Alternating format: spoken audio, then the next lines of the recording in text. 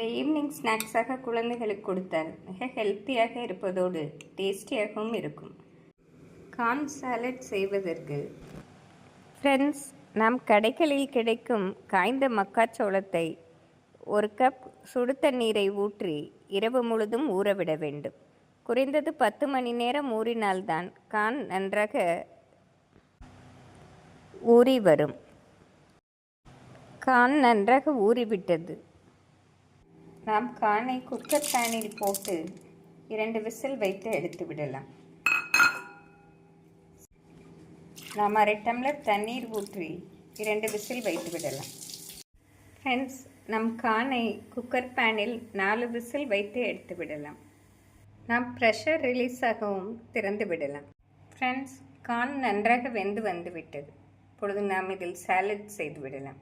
Friends, நாம் வேக வைத்த கார்னுடன் பொடியாக நறுக்கிய வெங்காயம், நறுக்கிய பச்சை மிளகாய், சிறிது கொத்தமல்லி இலை. ஃப்ரெண்ட்ஸ், சூப்பர் மார்க்கெட்டில் இதேபோல் சாலட் ட்ரெஸ்ஸிங் கிடைக்கும். இதை நாம் 2 ஸ்பூன் ஊற்றி விடலாம். இந்த அளவு கார்ன் எடுத்தோம் என்றால் 2 ஸ்பூன் சாலட் ட்ரெஸ்ஸிங் சரியாக வரும். நாம் வெஜிடபிள் சாலட் அனைத்திற்கும் இதேபோல் இந்த சாலட் ட்ரெஸ்ஸிங் போட்டு செய்தால் மிக அருமையாக இருக்கும். இப்பொழுது இதனுடன் தேவையான அளவு தூள் உப்பும் பெப்பரும் சேர்த்து விடலாம்.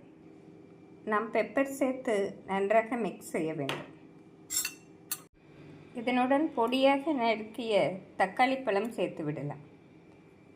தக்காளி சேர்ப்பதால் சாலட் மிக டேஸ்டியாக இருக்கும். ஃப்ரெண்ட்ஸ், நாம் ட்ரைட் கார்னை நைட் முழுவதும் ஊற வைத்தோம் என்றால் காலையில் குக்கரில் வேக வைத்தால் சாஃப்டாக வந்துவிடும். இதை ஈவினிங் ஸ்நாக்ஸாக குழந்தைகளுக்கு கொடுத்தால் மிக ஹெல்த்தியாக இருப்பதோடு டேஸ்டியாகவும் இருக்கும். நம் சப்பாத்திக்கு சைட் டிஷ்ஷாகவும் அருமையாக இருக்கும். இதை செய்து பார்த்து எப்படி இருக்கிறது என்று கூறுங்கள்.